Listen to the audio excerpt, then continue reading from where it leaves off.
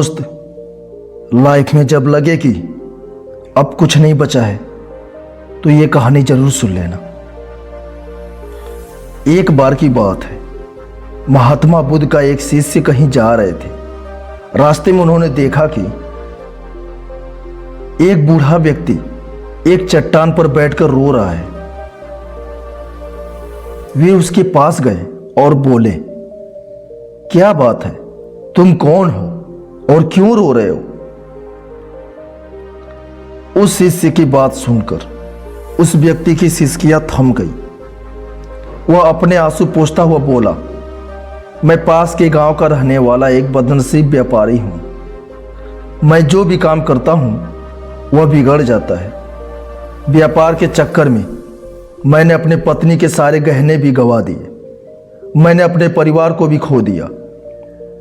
यहां तक कि मेरा घर भी गिरवी पड़ गया है। मुझे तो लगता है कि मैं किसी काम का नहीं हूं। मेरी किस्मत ही खराब है। उसकी बात सुनकर शिष्य बोले, तुमसे किसने कहा कि तुम्हारी किस्मत खराब है? जरा मैं भी तो जानूं कि तुम्हारी किस्मत में क्या खराबी है। वह व्यक्ति बोला, पहले मैं खेती करता था, पर हर साल उसमें घाटा होता था। कभी सूखा पड़ जाता तो कभी ज्यादा बारिश के कारण फसल बर्बाद हो जाती। इससे परेशान होकर मैंने व्यापार करने का निश्चय किया। मैंने पत्नी के गहने भी बेच दिए तथा उससे व्यापार शुरू किया, लेकिन मेरा व्यापार नहीं चला। शुरू में परिवार वालों ने मेरा साथ दिया, लेकिन जैसे जैसे मुझे नुकसान होने लगा, मेरे परिवार वाले भी मुझसे दूर हो गए। मैं यह सब उनके लिए ही तो कर रहा था, लेकिन अब वे लोग मुझे देखकर नजरें फेर लेते हैं और मुझे ही मेरे परिवार की दुर्दशा का जिम्मेदार ठहराते हैं। उस व्यक्ति ने एक लंबी सांस ली और फिर बोला, मेरा एक मित्र है, उसने भी मेरे साथ अपना व्यापार शुरू किया था। उसका व्यापार अच्छा चल रहा है। वह जब भी मेरे घर आता है तो अपनी सफलता की कहानियां सुनाता है। उसकी बातें सुनकर मेरे घर वाले भी कहते हैं कि उसे देख और कुछ सीख। हमें तो लगता है कि तेरे बस का कुछ भी नहीं है।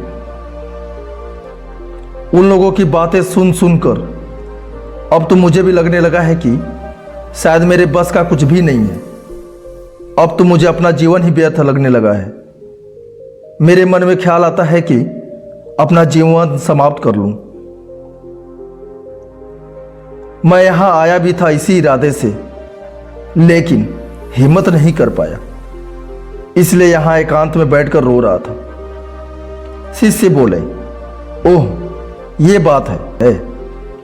वैसे क्या तुम इसके अलावा कुछ और भी कहना चाहते हो? उसकी बात सुनकर वह व्यक्ति बोला, एक और मेरा हर काम खराब हो जाता है, दूसरी ओर मेरा मित्र जो हर समय मुझे नीचा दिखाने का प्रयत्न करता है। मुझे समझ में ही नहीं आता है कि मैं क्या करूं। शिष्य बोले, क्या तुम अपने मित्र की बातें सुनकर दुखी हो जाते हो? हाँ, मैं उसकी बातें सुनकर दुखी हो जाता हूं, उस बूढ़े व्यक्ति ने जवाब दिया। शिष्य ने पूछा, तुम्हें किस बात का दुख होता है? अपने असफल होने का या फिर मित्र के सफल होने का? उनका सवाल सुनकर वह व्यक्ति एक पल के लिए सोच में पड़ गया। फिर वह बोला, अगर सच कहूं तो मुझे अपने असफल होने का उतना दुख नहीं होता है जितना कि मित्र के सफल होने का होता है। अर्थात यदि तुम्हारा मित्र असफल हो जाए तो तुम्हें खुशी होगी? शिष्य ने प्रश्न किया। वह व्यक्ति बोला, हां, मुझे बहुत खुशी होगी।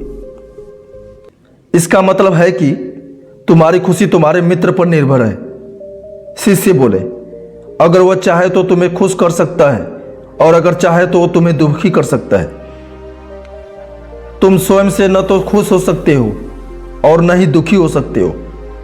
अर्थात तुम अपने मित्र के गुलाम हो गए हो, इसलिए तुम्हारा कुछ नहीं हो सकता। ऐसा न कहे महात्मन, उस व्यक्ति ने हाथ जोड़ दिए आपकी बातें सुनकर मुझे कुछ आशा बंध रही है। शिष्य बोले, जब हम किसी से आशा बांध लेते हैं तो उस पर निर्भर हो जाते हैं। ऐसे में हमारी खुशी और दुख भी उस पर निर्भर करने लगता है। इससे बेहतर है कि तुम अपने आप से आशा बांधो। जब तुम ऐसा करोगे, साथ ही पूरे लगन से काम करोगे, तो तुम्हारी सफलता अवश्य प्राप्त होगी। कहते हुए शिष्य ने एक पल के लिए उस व्यक्ति की ओर देखा, फिर अपनी बात आगे बढ़ाई। तुम्हें लगता है कि तुम्हारा मित्र तुम्हें दुखी करने आता है,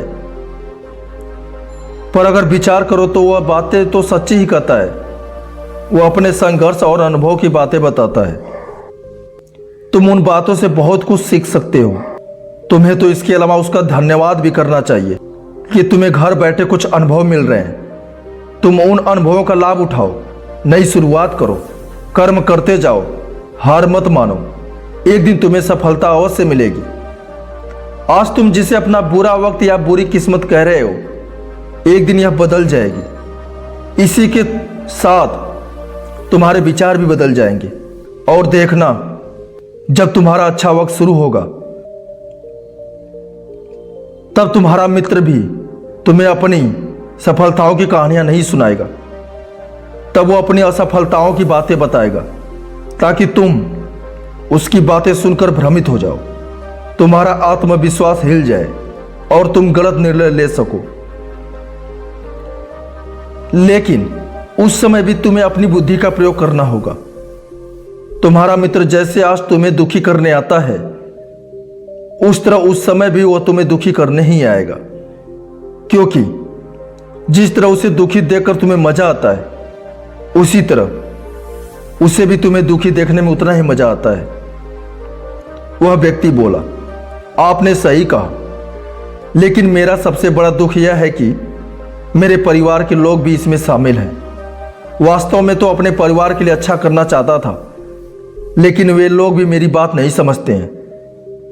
वे भी मुझे गलत समझते हैं और अब तो मेरे साथ भी नहीं है। शिष्य बोले, मैं सब समझ गया। तुम तसल्ली चाहते हो। वास्तव में इस दुनिया में सभी लोग तसल्ली ही चाहते हैं। हम चाहते हैं कि हम जब भी कुछ करें तो लोग हमारी प्रशंसा करें, लेकिन आमतौर से ऐसा नहीं होता है, इसलिए हम दुखी हो जाते हैं। हमें लगता है कि हमारे मित्र, परिवार वाले सब मतलबी हैं।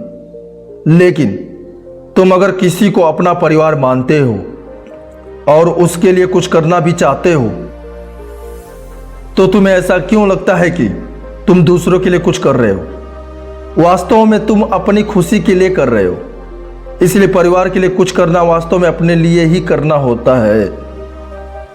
लेकिन अगर ऐसा करते समय तुम्हें लगता है कि तुम दूसरों के लिए कर रहे हो, तो तुम दुखी रहोगे। और अगर तुम्हें लगता है कि तुम अपने लिए कर रहे हो, तो तुम खुश रहोगे। क्योंकि जब तुम अपने लिए कुछ अच्छा करते हो या करना चाहते हो, तब तुम्हें सांत्वना की जरूरत नहीं पड़ती है। शिष्य की बातें सुनकर उस व्यक्ति के चेहरे के भाव बदल गए। वह बोला, आप सही कह रहे हैं। मैं समझ गया हूं कि अब तक मेरी किस्मत खराब इसलिए थी कि वह दूसरों के हाथ में थी। अब मैं अपनी किस्मत को अपने हाथ में रखूंगा। मैं फिर से प्रयत्न करूंगा, पूरे मन से काम करूंगा, और जब तक सफलता नहीं मिल जाती, चैन से नहीं बैठूंगा। उस व्यक्ति की बात सुनकर शिष्य मुस्कुराए और उसे एक छोटी सी पर्ची देते हुए बोले कि इस पर्ची को हमेशा अपने पास रखना। इसमें एक ऐसा राज है जो तुम्हें बड़े से बड़े दुख से भी बाहर निकाल लेगा। लेकिन इसे तभी खोलना जब तुम्हारे जीवन में कोई रास्ता न सुझाई दे और तुम्हें लगे कि सब व्यर्थ है, यह दुनिया व्यर्थ है और यहां रहना भी व्यर्थ है। उस व्यक्ति ने शिष्य को धन्यवाद दिया और पर्ची को लेकर चला गया। उसने नए उत्साह के साथ फिर से अपना व्यापार आरंभ किया। उसका व्यापार चल निकला। अपनी मेहनत और लगन के बल पर वह एक बड़ा व्यापारी बन गया। परिवार वाले भी उसके साथ आ गए और उसका जीवन हंसी खुशी बीतने लगा। अब वह भूतकाल का रोना छोड़ चुका था। वह भविष्यकाल की भी चिंता नहीं करता, बस अपने वर्तमान को संवारने में लगा रहता था।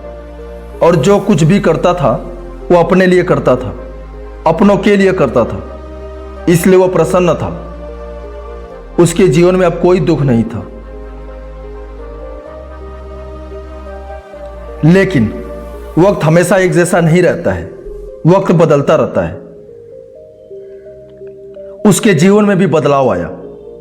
एक दिन उसके राज्य पर पड़ोसी राजा ने चढ़ाई कर दी। उसने इस राज्य पर अपना कब्जा कर लिया। उसके सैनिकों ने चारों ओर लूट मार मचा दी। उन्होंने व्यापारी का सारा धन भी लूट लिया। उसके घर में आग लगा दी। जान बचाने के लिए उसे अपने परिवार के साथ वहां से जाना पड़ा। वह व्यक्ति अपने परिवार के साथ कई दिनों तक इधर उधर भटकता रहा। वह दाने दाने को मोहताज हो गया। उसका बच्चा भी बीमार हो गया। इलाज के अभाव में वह तड़पने लगा। यह देखकर उसका हृदय टटोल गया। वह कैसे अपने बच्चे का इलाज कराए। उसके पास तो खाने के लिए भी पैसे नहीं थे। ऐसे में उसे एक बार फिर निराशा ने घेर लिया। उसे लगने लगा कि उसका जीवन व्यर्थ है, सारी दुनिया व्यर्थ है, किसी भी बात का कोई मतलब नहीं है। भले ही आप अपने जीवन में कितना भी कुछ कर लो, कितनी भी सफलता हासिल कर लो, पर अंततः यह जीवन समाप्त ही हो जाती है। तो फिर मैं ऐसे में क्यों जीवित रहूं और जीवन जीने का क्या फायदा। इससे तो अच्छा है कि वह अपना जीवन समाप्त कर ले। लेकिन तभी उसके दिमाग में शिष्य की दी हुई पर्ची याद आई। उसने उत्सुकता के साथ उसे खोला। पर्ची के भीतर एक और पर्ची रखी हुई थी। पर्ची पर कुछ लिखा हुआ था। उसे पढ़कर उसकी आंखों के आगे छाया निराशा का अंधेरा छंट गया और वह मुस्कुरा पड़ा। पर्ची पर लिखा हुआ था कि यह समय भी बीत जाएगा। उसने पर्ची को अपनी मुट्ठी में भींच लिया और एक नई शुरुआत के लिए खड़ा हुआ। दोस्तों, अगर आप भी ऐसी परिस्थिति से गुजर रहे हैं तो निराश न हो। अपने अतीत पर शोक मत करें, न ही भविष्य की चिंता करें। अपने वर्तमान को जिए और उसे बेहतर बनाने के लिए सच्चे मन से प्रयत्न करें। यकीन माने, जल्द ही आपकी किस्मत भी बदलने वाली है।